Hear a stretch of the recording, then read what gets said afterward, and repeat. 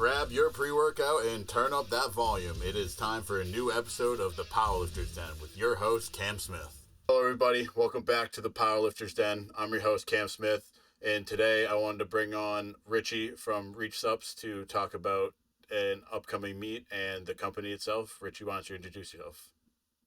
I'm just really grateful to be here. My name is Richy Damraur. I live in Utah and have been powerlifting on and off for about 20 years. It doesn't show right now. I've lost a bunch of weight from a shoulder cuff injury and a rotator cuff injury, and but love the sport. I'm super excited to put on this meet, the Reach Rumble with Jay from Abs, coming out from Ireland.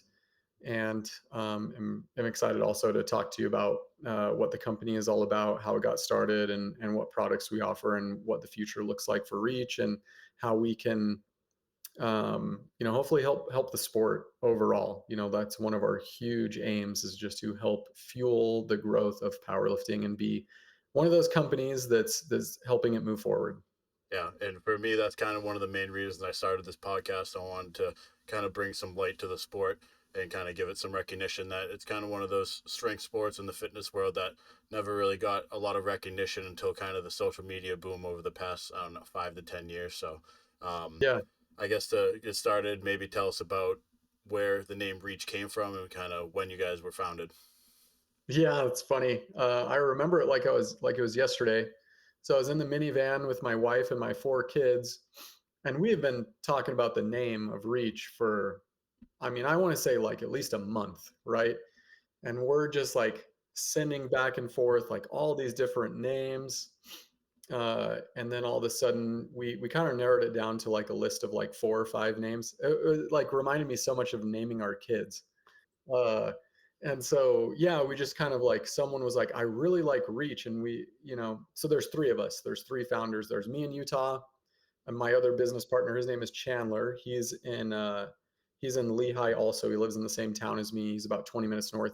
Funny story, Bucked Up is also from Lehigh. Just Ingredients, Clean Simple Eats, Mountain Ops. Like, there's huge supplement companies right here in our backyard. He's from Lehigh. He does all of our digital marketing, advertising, like ad buying and all that stuff. He manages all of our ads. And then Weston is our third founder. He's in Los Angeles. He's our main video guy, camera guy, and he's super talented. So the 3 of us were just kind of going through the name process, and then we really wanted to pick a verb, like an action word, like something that really makes you think of something. And the original name was actually "What If," like, well, what if I could do this or that, and we were going to play off of that. And then we did a focus group, and everyone was like, "Your name kind of sucks." So we pivoted over to Reach, and it's been like a really great name for us. We're in the middle right now of like finalizing our slogan, which we think plays well with Reach, and just trying to grow the brand little by little, and being, patient, right? Like, it took us a long time to pick our name. And the whole idea just basically came from our own necessities, like, how many people have Relight in their pantry, Nutricost bottle of creatine. They have a bottle of Bucked Up in their pantry. They have nootropics, that they're taking. Like, I was taking ashwagandha every single day. And super greens, I have my organic greens, super greens, or athletic greens. And I was like, this is so stupid. Like, how come I have 5 tubs of products? And what I was doing is I was mixing it all in one, and then I was plugging my nose and I was shooting it, like 30 minutes before I worked out. I'm like, there's got to be a lot of people that have this problem. And kind of talked to Chandler about it, and he was in like instantly. He's like, this is a really cool concept. Like, the conversation we initially had was, probably 100 years ago, someone was taking 10 different vitamins and created the multivitamin. Yeah. And that's what we're creating here, is like the multi supplement. Mm-hmm. And so we've kind of branded it as like the super pre, or like the 5-in-1. A lot of people call it the 5-in-1 or the super pre. And I remember going to a few of the people that invested in my last company, and just being like, hey guys, what about this idea? And they're like, no, like, there's no way that no one else has already done this. And I was like, if someone else had already done this, I would be taking it. I'd be the first person in line, and they were like, wow, that's really cool. And so we got some local momentum here, just from like investors and business people that I know and work with. Um, and we just, the taste, right? Everything goes back to the taste. I would say for 1% of people, they don't care about the taste because they only care about the um, the performance, right? And that was kind of our thought, was that more people would care about performance and get over the taste. And that, frankly, that hasn't been the case, and so we retooled everything. We actually stripped the greens, and we are launching our new updated version on June 15th. And we are so excited for that. It's not public knowledge. I probably shouldn't be telling you, but it's so good. Like, I've been taking it for the last couple weeks. I have some spare boxes right back here when I do fulfillment from home, and it is the best pre I've ever had. It tastes just as good as anything else, but it's all natural. There's no dyes, there's no fillers, there's no colors, there's no artificial anything, like as far as sweeteners and stuff. Like caffeine anhydrous is an artificial ingredient, but you know what I mean? Like, as far as the flavoring and everything, like, it's completely natural. It feels awesome, sustained energy because it has all the electrolytes. You don't have like this huge come off of the creatine or of the caffeine. Along with, we do have theobromine in it now, which we didn't have in our original version, which also really helps mellow out the caffeine after a couple hours. Yeah. It's just a stellar formula. Yeah. So I guess we can kind of dive into maybe the formulation process from a business standpoint of obviously like chemical engineering. There's plenty of like different ins and outs and things like that, but kind of from like a outside perspective, like picking some of Mhm. the essentials that you look for in a pre, what's kind of the process of that? Yeah, that's a really good question, and it's a very hard question to answer when you're not a PhD in biomolecular science. I'm not. I come from like the business world, and probably like a lot of people that start a company, they don't like live and breathe in that space, or they haven't created products in that space, but there's a need that they uncover, and then all of a sudden they create something. It's like the guys from Patagonia. They were all climbers, and they noticed that their crampons didn't work or their gear was ripping, and they just started making better gear. And that's like exactly how we did it. Like, we weren't engineers, neither were the guys from Patagonia. But so what I did is I took all the best ingredients, in my opinion, from all these products I was taking, and I took it to a manufacturer. And the manufacturer was like, well, like, these aren't dosed properly. Like, if you are going to do this, you should dose these properly. And then here are 4 or 5 other ingredients that play well with these 3 ingredients. And we met with their biomolecular scientist.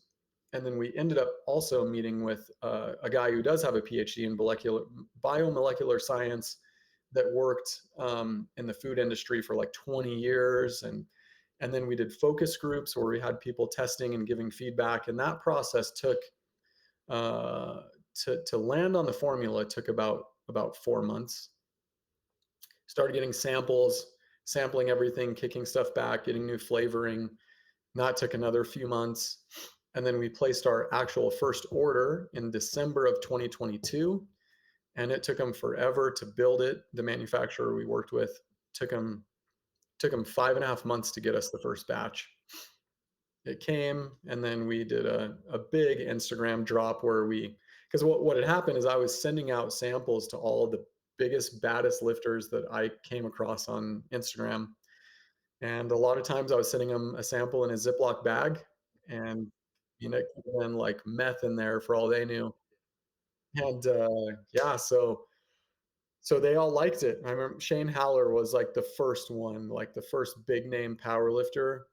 And it's funny because when he tells the story, he's like, I saw Kevin Ferris on your feed, because Kevin Ferris lives 10 minutes away from me, the professional strongman and the world record holder, in grip strength and all that stuff. And he had taken our product. We did a photo shoot with him. He really liked it. And he was like, oh, yeah, when I saw Kevin, it looked legit. So we got Shane. He loved the product, put him on the feed. And then we got Phil, put him on the feed. And then it just kind of snowballed from that point. And Yeah, it's been a wild ride, but pretty early on, the taste was a huge stumbling block. And so only about 3 or 4 months into that launch in June of last year, we started reformulating, landed on a new manufacturer that really knows what they're doing. They do all the manufacturing for a lot of like canned and bottled energy drinks and sport drinks. And they're the best. So we're super stoked about that. And this new line that just came in is just it's awesome. So I guess one of the questions for with the original, the Super Pre, the 5-in-1, when you guys were kind of doing the focus groups, like you said, it's kind of like that 1% that doesn't care about the taste, and like you have like Shane Haller, who's an absolute monster of a human, and all these big name lifters who are prioritizing their performance over the taste.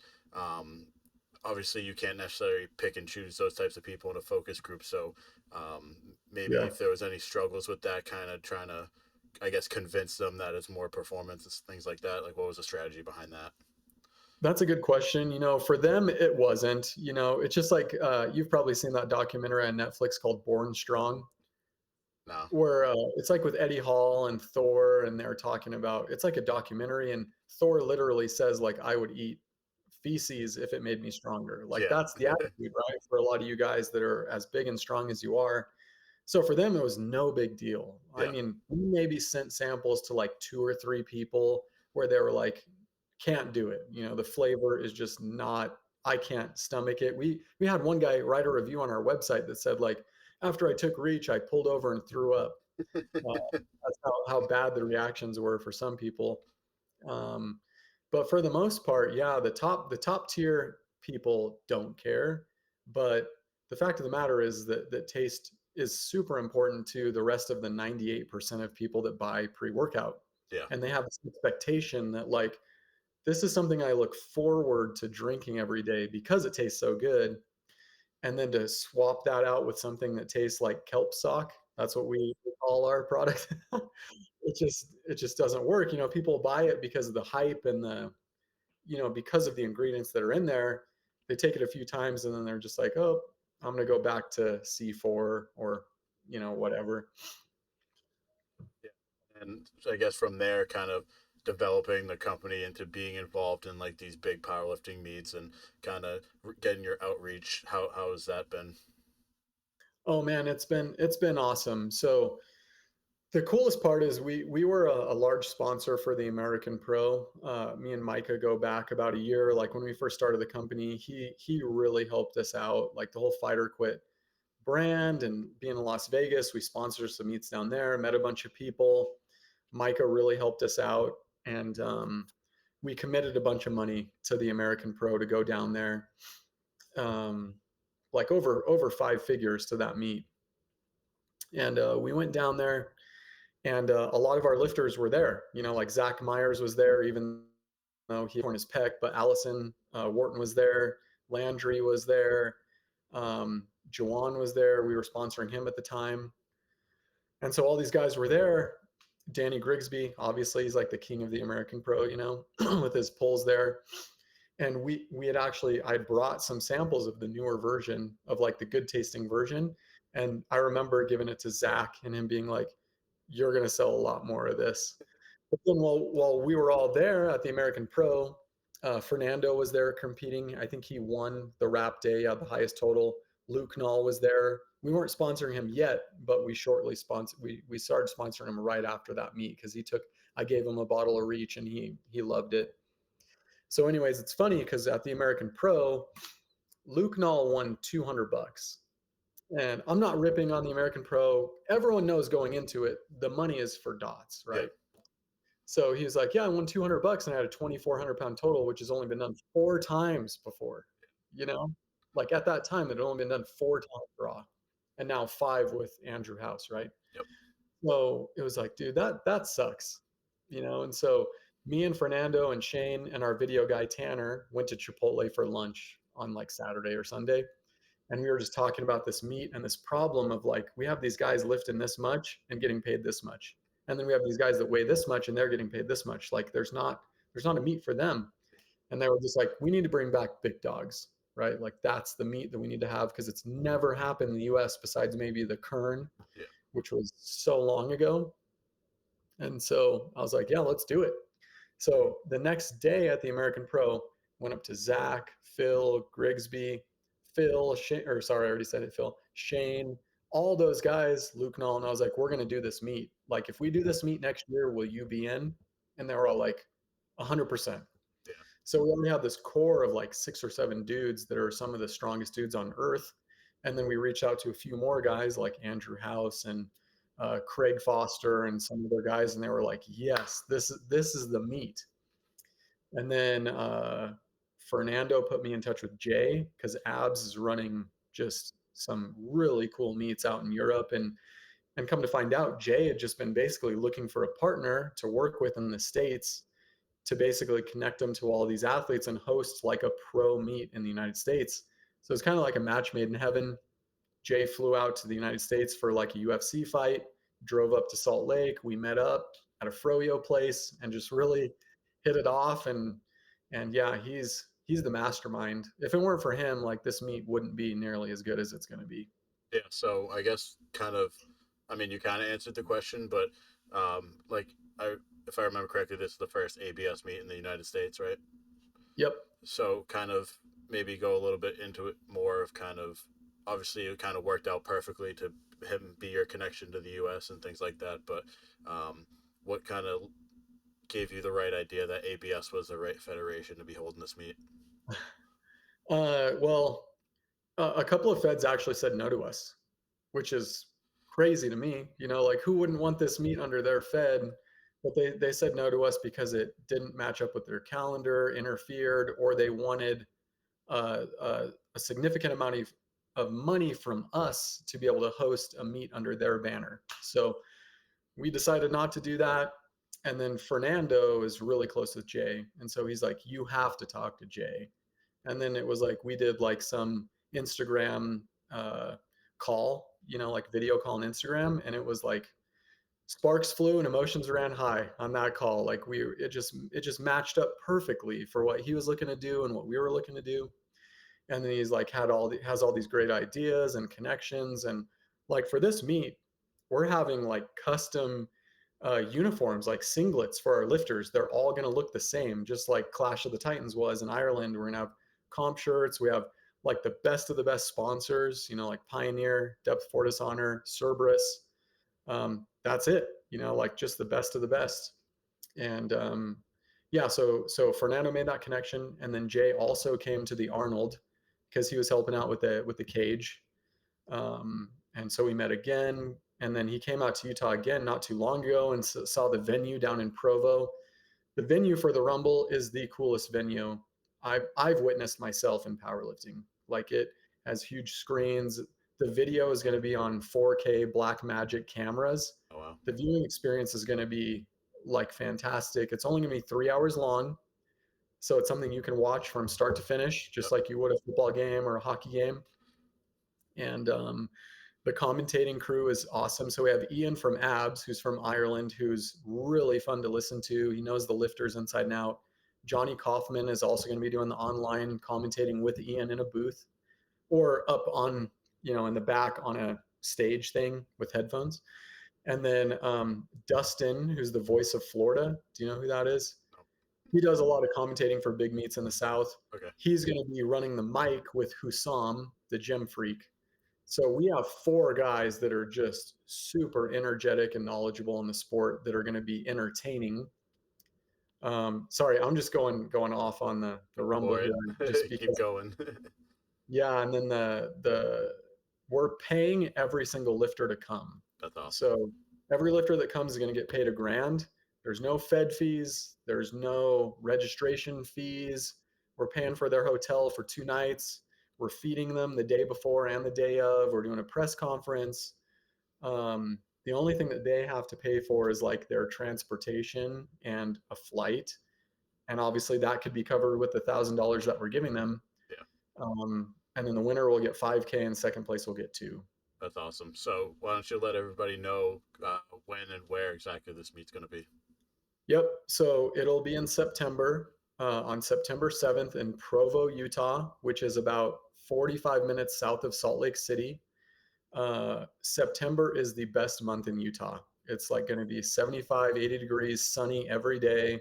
The Provo is right up against the mountains. Like if people have been to Colorado, like that's where I grew up, the mountains are like this big when you're in Denver. You know, it's kind of a letdown. You have to drive an hour to get to the mountains. Where like here in Utah, you look out your window and the mountains are like huge, right? It's so pretty. Shane was blown away when he was here last weekend. Took him out on the boat, took him up to the mountains, and it's a great place to come visit. I mean, that's why the Olympics are coming here for the second time because it's a great location, super clean, safe, and all that stuff. It's funny that you mentioned that about Shane because I kept seeing all the stories and all the posts about it, and it was almost like if you like take a kid to Disneyland. Yeah, I know his fiance Kiko is a little bummed she wasn't able to make it out for that, but she'll be definitely coming for the comp. And I hope all the competitors bring their families out. It'll be a great time. And the tickets for the Rumble, if you want to come, are already on sale. I think we're capping it spectators in the venue at like 300, maybe 400, depending on how much standing room and seating room you want to have. So you can buy those already on ABS's website, on the ABS website. And then we're going to be doing a live stream. The live stream will be pay-per-view. And I'm fully fine talking about this because I think it's important for everyone to understand like what we're doing and how we're scaling because a lot of big meets they run for a couple years and then they fizzle out, and that's not what we're trying to do. We took some flack for not having females this first year, Yeah, but I don't have connections into a lot of the best females, and it's a proof of concept. It's a giving back meet this first year. Like we really want to just showcase the biggest, strongest guys that we sponsor, plus a few extras. Um, where was I going with that? So the way the financials work with this meet moving forward with powerlifting is the live stream view is the priority. We want everyone to be able to watch the whole thing start to finish and enjoy it and just feel captivated the whole time. The intermission between squat and bench is only going to be 20 to 25 minutes. So it's going to be all commentating. We might have a show on the stage and then boom, you're right into bench, 20, 25-minute break, boom, you're in a deadlift, and then it's over. Like not to knock on any other meets, but when I watched the Sheffield, it was like I watch Jesus and then I go mow the lawn, I come back and watch Jesus again, you know? So, um, we don't want it to be like that. We want it to be like, 10, 12, 13 guys that end up coming that are just amazing. So the financials work like this. So we're going to charge, I think it's $2 to $3 if you prepay for the live stream, up to a day in advance or more. And I don't know if those tickets are for sale yet. The live stream, it's still 14 weeks out. And then the day of, we're going to charge, I think, $4 to $5 for the live stream. yep, And we're banking on having a $3 average with 10,000 live streamers for $30,000. That will cover like maybe 5 grand worth of miscellaneous expenses that we have with the venue and otherwise. And then we're taking the rest of that money and we're putting it in towards next year. And if things go well, the winner next year will make 20 grand that'd be plus awesome. 15 grand, 15 grand at least, right? 20 grand if we're doing great. And then second, third will make a bigger chunk. And then we're still going to pay every lifter to come. And then if that goes well, then we're thinking about expansion into doing like weight class battles, females, and all that stuff down the road. But it's still in proof of concept, right? It's like Tesla, they came out with one car first, Yeah, and like Under Armour, they only sold one shirt for 3 years. Like that's all they did. And that's like, we're trying to slow roll it so that way we can build it and prove it out and scale it and not just blow our load on the first year or two. for sure.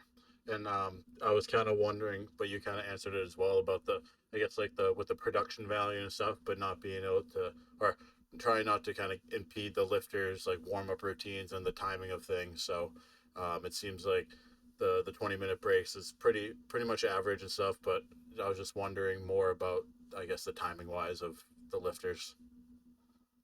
Yeah, so they can obviously warm up for squats as much as they want. We are going to have at least 3 warm up stations for 12 lifters. And we're going to have spotters and loaders in the warm up area, like ready to go. So literally as soon as the last squat is done, like they're going to be back there warming up for bench. And they may only be able to do 3 or 4 warm up sets on bench, maybe less. So it's a very, very thinking man's game, compared to a 7 or 8 hour meet where you're literally taking a nap in between lifts, in your car or on the floor. So, like you said, you have some of the biggest, baddest guys. Are all the athletes competing part of Reach? No, no. So like Dan Bell, for example, he has his own supplement sponsor. There's maybe a couple other guys that don't have a sponsorship yet. Um, but yeah, I mean, we love sponsoring big guys. So Yeah. So I guess kind of more into that with the selection of some of the people that were not are not part of Reach. Kind of what was the process like that? Did you just go and open powerlifting, look at just look at yeah, the top totals? that was that was pretty much it. And like I want so dearly for this not to be broken up by IPF and tested, non-tested, and Article 14 and all that stuff.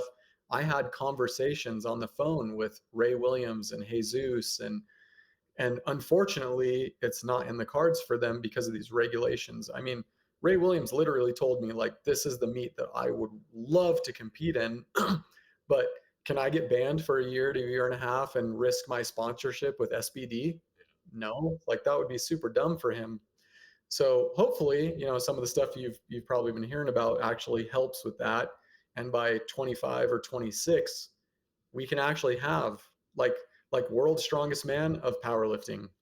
Yeah, I think that'd be really cool, and I do think that kind of that I guess what's the word I'm looking for? Like segregation of different federations, kind of is one of the bigger problems in the powerlifting world right now. It's kind of Yeah. like limiting people from getting to explore different federations, growing the sport, and things like that. So it should be interesting to see a new federation kind of dipping its toes onto U.S. soil. Yep. Yeah.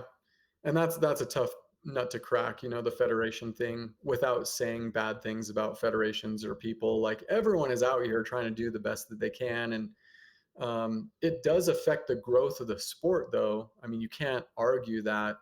Where like CrossFit, when it first started, it was like the CrossFit Games, CrossFit. Like there's no offshoots of CrossFit that are meaningful or important. Same with like MMA or like the UFC, right? The UFC is the UFC. Yeah, And if you want to compete with the best, you have to play ball.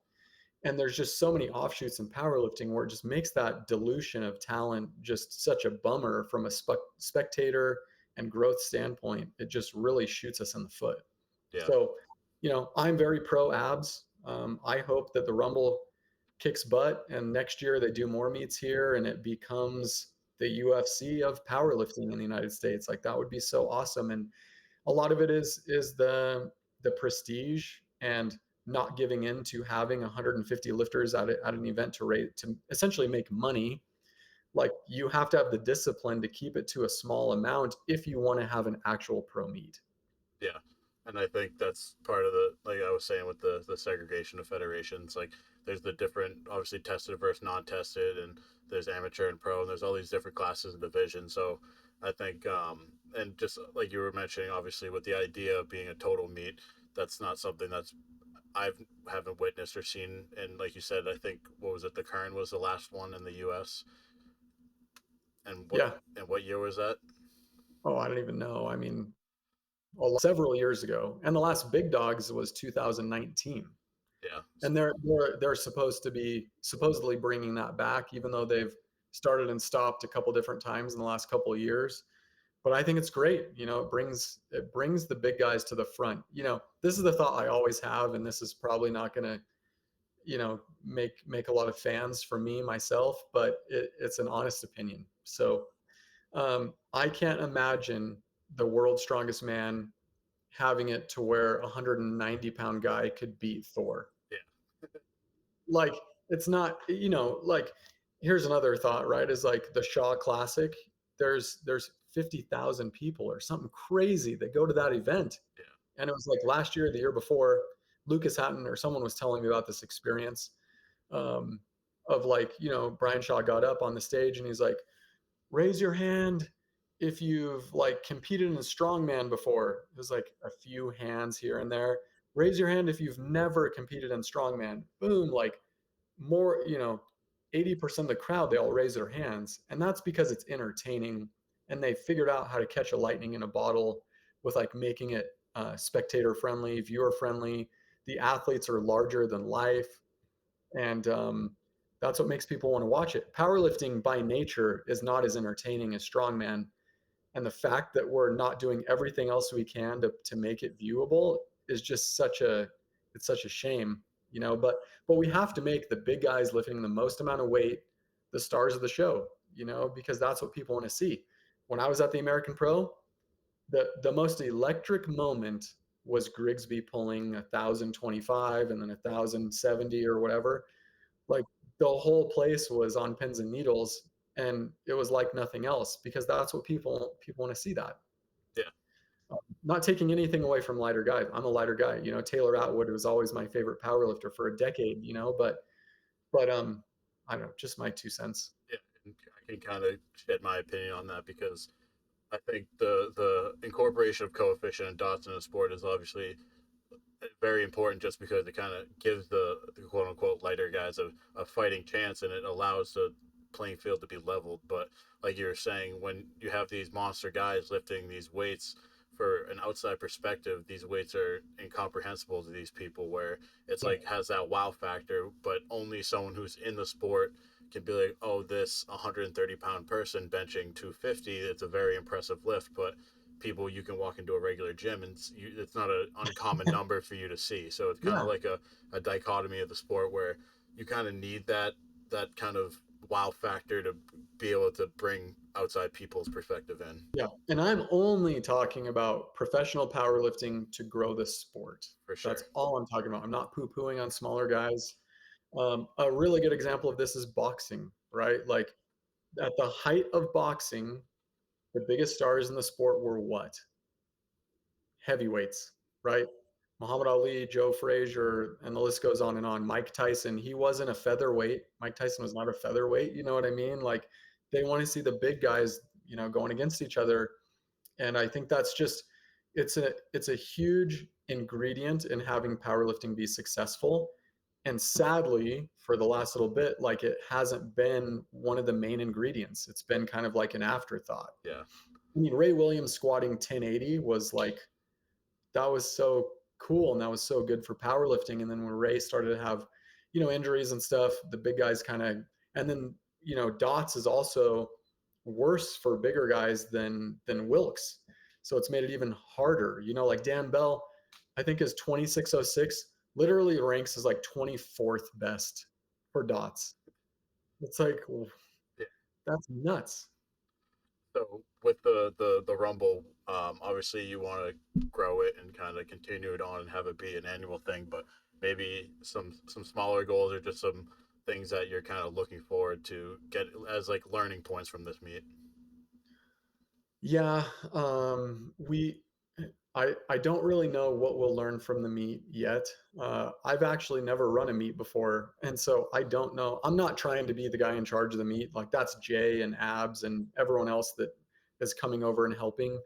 But my takeaway is going to be like, how can we make this a better experience for the lifters and the viewers? Like just from a business standpoint, like how do we make everyone happy here and want to pay for this product and want to see it more often? And I think it's super cool that like this 308 battle is happening. Weight class battles, in my opinion, are essential to non-tested powerlifting getting up to where tested powerlifting is from like a competition standpoint. I think in non-tested, very much it's about numbers and open powerlifting. Tested, it's very much about titles, and winning and legacies as it pertains to competition, Yeah. which we all know that carries water and that is more viewer friendly. It's hard when a guy like Fernando totals 2,300 pounds in a meet, and someone is like, "Well, did you win?" And he's like, "Not necessarily." Yeah. It's like, oh, that's like such a bummer. Yeah. And another thing with this meet too is I think a part of, like you were saying about strongman being entertaining and being a show, all of these strongmen also have like these big personas and large personalities and things. So is that something that you've considered in being able to highlight some of the personalities of these athletes competing? Yeah, and that's what the press conferences are for. And it's hard, right? Because a lot of these powerlifters by nature are like blue collar, head down. Yep. I go into some grungy hole in the wall gym, I get my work done, I go work, I go to my family. They're not making six figures per comp. Like, I mean, some strongmen will make seven figures, Yeah. right? Like, it's kind of apples and oranges. But that doesn't mean we shouldn't try, and we shouldn't try to get there, because there are personalities in the sport that are fantastic, and we need to create rivalries, and we need to have all those things that make it a sport that people want to watch and pay to watch and get into, and are serious fans of certain lifters. Yeah. And I guess another thing too, with this being a total meet, I'm assuming there's not a weigh in for it, right? There only is for open powerlifting. Okay. So all of abs meets, even though they're not technically a federation, yeah, we're gonna weigh them in. So the plan, the day of the meet, they're all gonna be staying at a hotel. We're gonna rent out a conference room there, or come to the venue and set up tables, and we're gonna do a press conference. We'll actually have them weigh in right there at the press conference, kind of like UFC, MMA stuff. And then we're gonna feed them lunch, and then give them a couple hours to chill, and then the meet will start. So there will be dots and there will be weights for it, but they're irrelevant as it pertains to winning and payouts and stuff. Yeah. Well, I'm definitely excited to look forward to and watch this meet. For the press conference, how is that going to be able to be viewed? It should be on YouTube. It should be live streamed on YouTube, and then there will be obviously clips from it that are posted pretty much right away on Instagram and stuff like that. And lastly, just the thing that I do want to talk about after talking to all these guys and just being mentally in the Rumble for months now is, the coolest part about it is there hasn't been meets where guys are totaling 2,400 pounds raw, multiple guys at one time, and like to have 10 plus guys that total 2,300 raw, all competing at the same day under the same roof, is just going to be nuts. And the icing on the cake is that it's not necessarily about putting up a highest total for open powerlifting, because the circumstances are so dang hard Yeah. with the power bar for all three, combo rack, walkout, and the time constraints and the strict judging. Like, it's about who can win, which I'm actually super stoked about, because that's how most competitors are. It's like about finding a way to win more than it is about, like setting the course record or something, which I think we talked about, so it's just a different type of meet. And it'll be so cool to see the person standing on the podium with the belt after they had beaten 11 guys that are the best in the world, Yeah. like that's just a really cool thing. So actually, I do have a question about that. So with the combo rack and the power bar, I don't know if you recently just saw Zahir's squat, but they actually moved the combo rack out. I did. Is that something that is against the rules of ABS? Is that No. no? So I don't think it's against the rules. We have been, I don't know. I actually should read the rule book before I go and say it's not against the rules, because it technically could be. I don't know. But we've been talking, so we have like a Rumble group chat and Instagram, and we've basically said walked out, but that I'm sure that'll come up after this podcast. Yeah, that'll be a Is funny. slide the rack out. Yeah, that'd be funny if that was if someone had that plan in mind, just to because it is an interesting rule. Because I remember, I don't know what year it is. I think it might have been whoever did the first 1,000 pound squat. I believe did it out of a combo rack and had his spotting team pull the rack out so he didn't have to Yeah. walk it out. So I think that's a very like innovative and creative way to kind of mitigate the having to walk it out. I guess Right. another question too is um, why does ABS use a combo rack as opposed to a monolift? So they don't necessarily. Um, the crux of it is that a lot of these guys, when we proposed it in the chat, they wanted to have a meet that no one could say anything about. Like, oh, you have sleep, you have wraps, or you're pulling on a specialty bar or whatever. It was like, fine, let's just do it under the most difficult circumstances, and no one will have anything to say. And so that's where that idea kind of came about. And then there were issues with bars and sponsors and abs with their rules. And so we kind of got ourselves actually in a little bit of pickle a few months ago, which we sorted out by having one bar for all three lifts.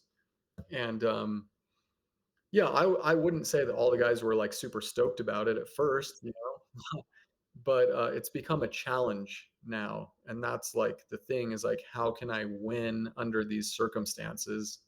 And it's been a little bit of a shift in mindset, but it's been really cool. Yeah. So is everyone competing using sleeves? Yep. And then for I get obviously the deadlifts is just a deadlift platform, but for the bench, what kind of bench? So it's a European bench. Man, I can't remember the exact name of it. But it's the first ever monolift that can be used for a bench. So you can like take the top off and the mono, you can like drop the safeties and the rack down all on one rack. It's out of Europe. I can't remember the name, but we're basically just not going to be using the top part Yeah, because going back to viewership, like having a mono rack and having a person working the mono and all the extra metal, it makes it harder to see. for sure. And so that was another reason why we decided to do the combo rack was to just make it less cluttered and stuff. Yeah. So I guess before we kind of maybe move on to a little bit about some future goals or just kind of wrap things up, is there anything else you'd like to mention about the upcoming Rumble? Um, not really. I mean, I've talked about it a ton, but we're gonna really ramp up the media production on it as soon as the Abs Pro is over in August. You'll see it. We'll be posting about it tons. Um, and yeah, I just hope everyone tunes in. It should just be so a showcase of the strongest. Yeah, And so I'm looking forward to seeing it. So I guess for back to I guess more of the business side and the product itself, maybe what are some of the future goals or end of year goals that you guys have? yeah, so every business there's this motto in business. It's called nail it and then scale it. And so our pre-workout is our flagship product. We do have a protein that's also really fantastic, but it's not as different, I would say, as our pre is. And so those are our core products. Um, we are looking to expand with a couple of new products by the end of the year or the beginning of the next year. But we really just want to establish ourselves with these two core products, specifically the pre. Um, and we want to make ourselves a brand that's recognizable amongst lots of different disciplines and athletes and like an everyday product. Um, so like we are working on an intra also that's all glucose based that's being tested by like ultra marathon runners here in Utah and endurance athletes that will also very well play into powerlifters and strongmen that are training for 2 hours plus 90 minutes plus because you just need that instant energy. So that's a product. And then also like maybe we're working on like a daily product where it's a multivitamin, electrolytes, and greens all mashed into one, like a really small scoop that you just take every day just for longevity, health purposes. So those are the two products we have our eye on, but we're testing them right now, but we haven't like ordered them or anything like that. Yeah. But our goal is to have like a very comprehensive lineup, but our main focus is combining products. That's how the company was born, and we just want to make it consumer friendly. So it's like right now you could literally take our pre, has everything you need, take our post or protein, and that's all you need, instead of having four or five different products. And then the intro will be a nice to have, and the daily product will be something that you can replace a multivitamin and super greens if you're more on the healthy side and that's a priority for you, then we'll have a product for that too. Those are kinds of the things that we're with right now. Awesome. So I'm going to reword the question that I ask at the end of every episode for more of a. So if you could give a powerlifter or someone in the fitness industry a word of advice on being able to use their platform to kind of grow themselves or grow a business, what would you say? Oh, well, my private account only has 200 followers that are just friends and family because I'm actually a pretty private guy. But um, what I have learned with the Reach